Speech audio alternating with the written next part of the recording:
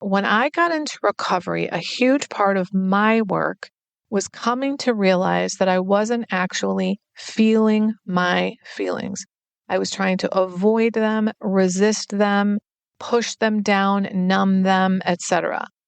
During recovery, I learned that it was the resistance of my feelings that was causing the greatest part of my difficulty about feelings. It wasn't the actual feelings. Hi, I'm Barb Nangle. I want to welcome you to my podcast, Fragmented to Whole, Life Lessons from 12-Step Recovery, where I help people heal their emotional, psychological, and spiritual wounds and make deep, lasting changes in their lives. I'm the founder and CEO of Higher Power Coaching and Consulting. I'm a boundaries coach who specializes in helping women who are focused on what others are thinking and doing and neglect themselves in the process. And I have coached hundreds of people on how to build healthy boundaries using my exclusive Build framework. On this podcast, I share my experience, strength, and hope from recovery. I don't support or endorse any particular 12-step recovery fellowship, and I don't claim to speak for any particular 12-step fellowship. I also don't believe that 12-step recovery is the only way to recover. You might need additional help. I'm an avid beachcomber who collects sea glass, shells, wood, and stones. I am a formerly closeted fan of the Hallmark Channel, especially the Christmas movies. Hello, Christmas in July. I wear fingerless gloves from September to June because my hands are always cold, so I have about 15 pairs. And I get a huge kick out of counting how many days, weeks, and months there are until my birthday or Christmas at completely random times of the year. My hope is that you'll find my words concretely helpful in improving your life, whether you're in recovery or not. If you like what you've heard on this episode, please screenshot it and share it on your social media and tag me at Higher Power Coaching.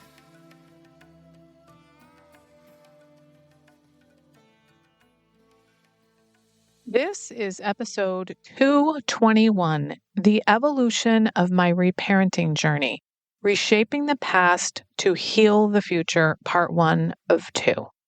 Here is the episode that I mentioned a couple of times recently where I said I'd go into more details about my reparenting journey, particularly regarding with my father. This episode went a little long, so I'm dividing it into two.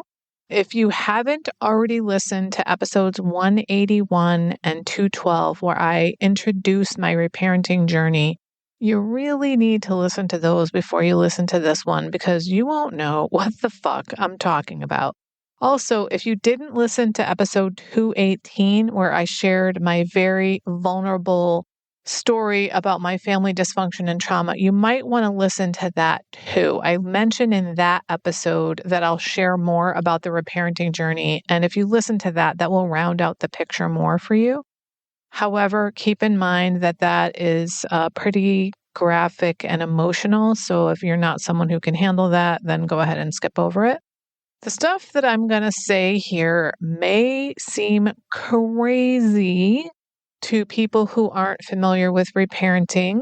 And I don't really care because here's the thing. It's healing me. And it's healing me in a really deep and profound way. Now, I mentioned those previous episodes that I had a situation arise whereby my father, who is deceased, has evolved in my mind into a loving, supportive father, which is very different than when he was alive. I'll start with that first, so you'll know how that happened. Here goes. I have done a meditation technique twice daily for over 2.5 years that's called Ziva meditation. I will link it in the show notes.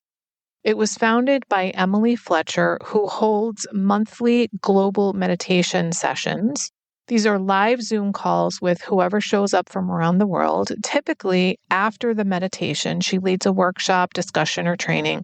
And I joined the global meditation on February 22nd, which was around the time that my reparenting journey was taking these massive shifts, as I described in episode 212.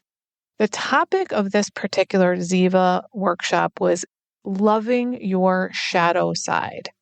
After we did the meditation, Emily led us on this exercise where I closed my eyes and followed her instructions. And what happened was that I visualized some really weird shit, but it was truly very healing. She asked us to think of something that we needed to shed or let go of, or something that had been plaguing us, or something like that.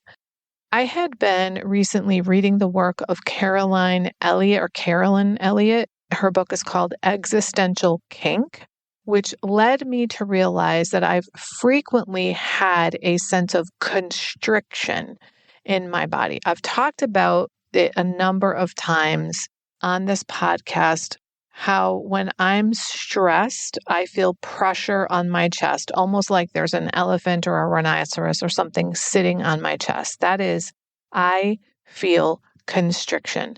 And sometimes it's not confined to my chest. It might also be my muscles, elsewhere in my body, my neck. So I decided during the Ziva exercise that I wanted to let go of constriction. What came up in my visual experience was that I was wearing something that I will call a rib jacket. It was like a really old, dried out, cracking off-white leather thing that was in the shape of my ribs, which is why I'm calling it a rib jacket. This is weird, I know that. The old cracked leather was in the shape of my ribs, and there were spaces between the rib parts. And this contraption was very constricting. Now, my parents were standing there, and mind you, they are both deceased. And they said to me, "We passed this down to you. We didn't mean to. And in fact, it's on inside out because the love is on the outside and it's supposed to be on the inside." Then all of a sudden, this rib jacket just sort of let go and fell off of me. And it was such an old, nasty, decrepit, dried out leather piece of whatever that it shattered when it hit the ground. And then suddenly, my parents each had a garden hoe in their hands, and they started fucking pulverizing this broken rib jacket thing. And it turned into powder. And then somehow I mixed it with some kind of liquid and then spread it on my arms. I have no idea what any of this means. This is just what I saw in my mind. And when that was over, I got this big, huge, wonderful, loving hug from my mom. And then I got another big, huge, loving, wonderful hug from my dad, which was a huge surprise because I never hugged him in that loving way when he was alive. I may have hugged him, I'm really not sure, but nothing like that. Now, when I got off the global meditation call, I texted a friend about the experience, and she responded, "Your parents are protecting you." And I was like, "What? My parents are protecting me?" And I sobbed at the idea that my parents could be protecting me from the other side. Now, given that my family dysfunction was passed down to me through my parents, they were the ones that I needed to be protected from. This is not to say that my parents didn't also nurture me, at least my mom did. But my family's dysfunction was passed down to me through my parents, not on purpose. They only could give away what they had. But the people from whom I needed to be protected were my parents. And I thought about it and I was like, well, wait a minute. If I could choose between being protected by my parents while they were alive on earth versus being protected by them from the other side after death, I pick that because that's probably eternal. The idea that I could be getting protection from my parents on the other side was just mind-blowing to me. Later that week, on February 26th, I was doing my normal morning daily readings. And for some reason this day, I was doing it downstairs in my living room, whereas I normally do it in my bed. And that particular morning's daily reading from the ACA reader, Strengthening My Recovery, had a line in it that said, "A man without arms can't hug you." And it struck me in this really deep way that it had never struck me in all the years I've read it before. This phrase penetrated me on a deep level that my father literally could not give me what he didn't have. Now, I knew that intellectually for as long as I can remember. And during my ACA journey through the 12 steps, I internalized that emotionally, that he couldn't give me what he didn't have. He grew up in dysfunction, and his parents grew up in dysfunction, and so on. And he literally did the best he could, which, by the way, wasn't good enough. But for some reason on this day, that reading really struck me and I started fucking sobbing. And when I started crying, I put my hands over my eyes, and then all of a sudden I was experiencing this visualization. It just sort of happened. I didn't plan it. In it, I encountered the same version of my dad that I had a few days earlier during the Ziva Global Meditation, where he was this loving, supportive dad. He told me that he was sorry for all the things he'd done and that he was going to continue to protect me from heaven. Now, at some point during this exchange, I had this realization, you have to give up your family to make money. And he said, no, you don't. And the tension I had and the ball in my stomach melted. Now, the reason that probably came up is twofold. One, a lot of the issues I'd been working on in that time period had to do with money and finances and scarcity mentality. That's part of the constriction that I mentioned. And two, my dad opened up his pharmacy when I was 8 years old and essentially was no longer part of our family. He worked 7 days a week, about 360 days a year for years.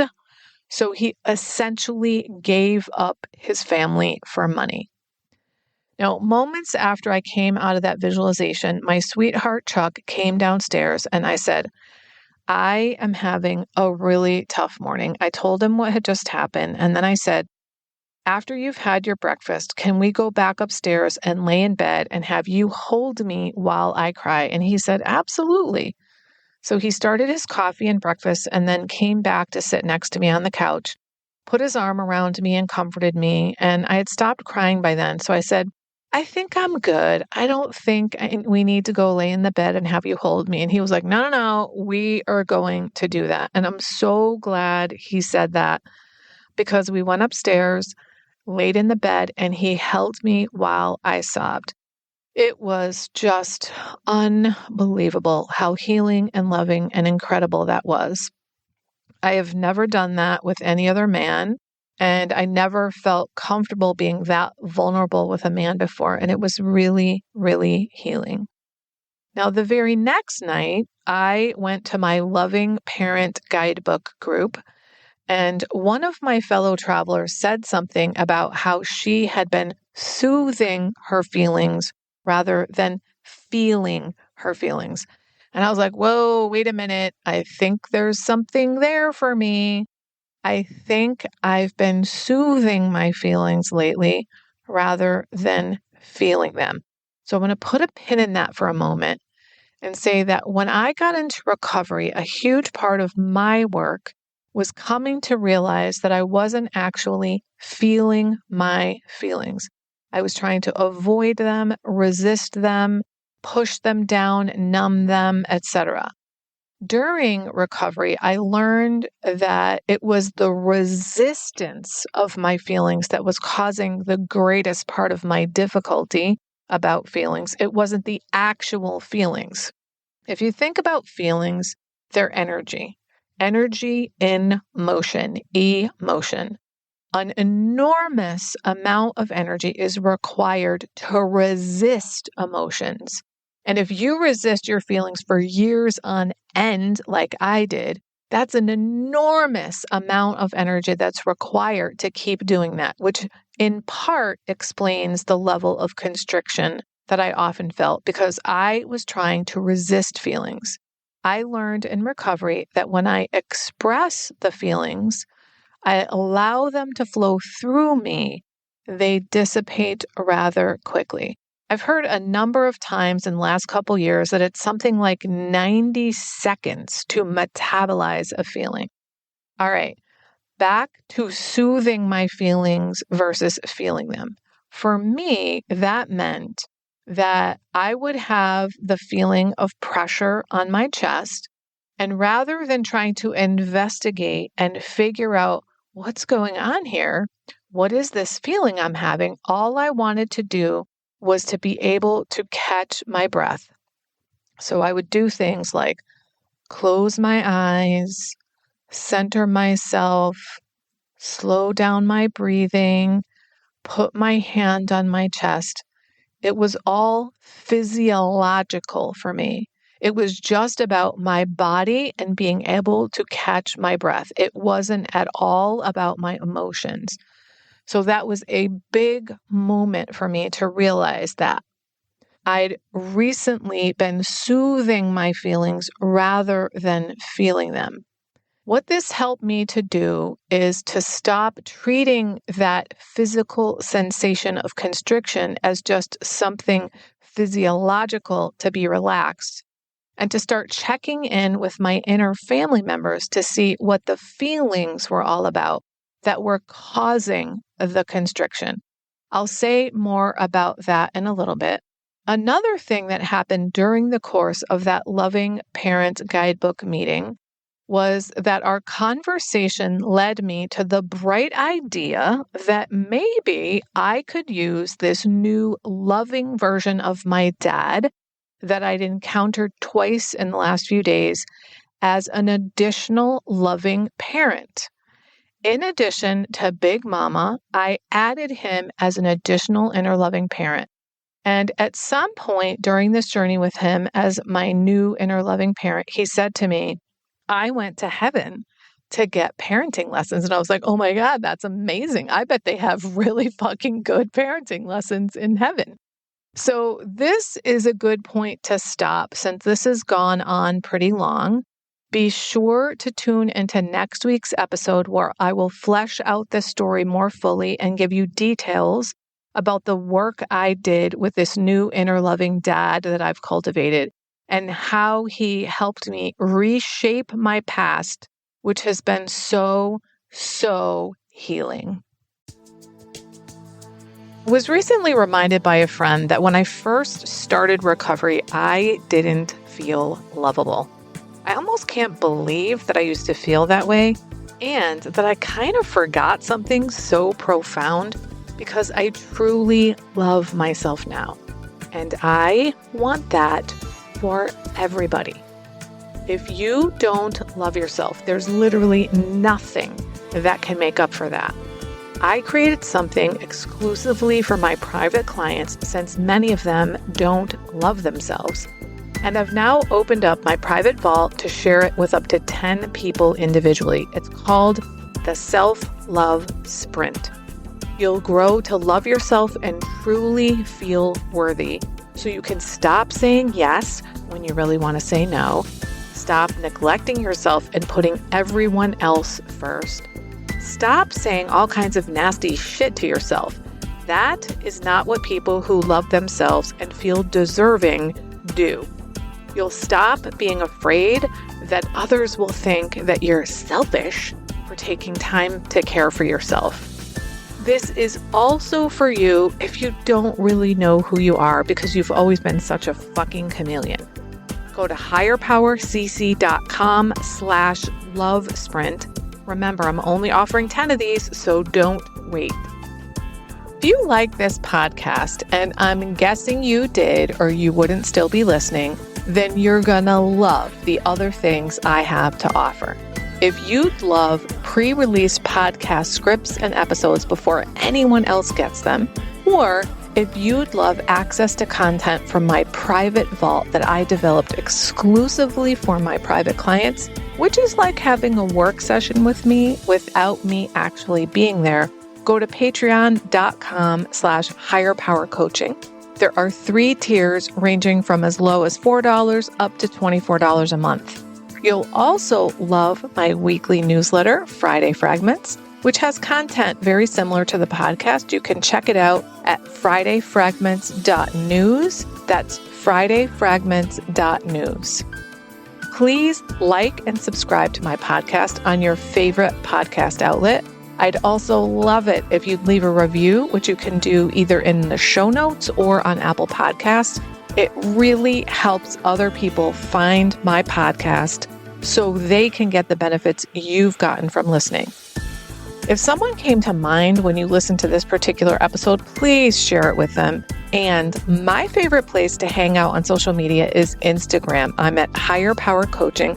Please DM me there. I'd love to hear what you got from this episode. I run group and private coaching programs on building healthy boundaries. Whether you need help with boundaries in your personal, professional, or romantic life, I can help. Head on over to barbchat.net, where you can hop onto my calendar for a free 30-minute Better Boundaries consultation. My ideal client is someone who is ripe for change. If that's you, I would love to work with you. My goal with all my work is to help you make lasting changes in your life like I've made deep, lasting changes in my life. Remember, it's never too late to recover. No one is beyond hope, and healing is possible. Thanks for listening.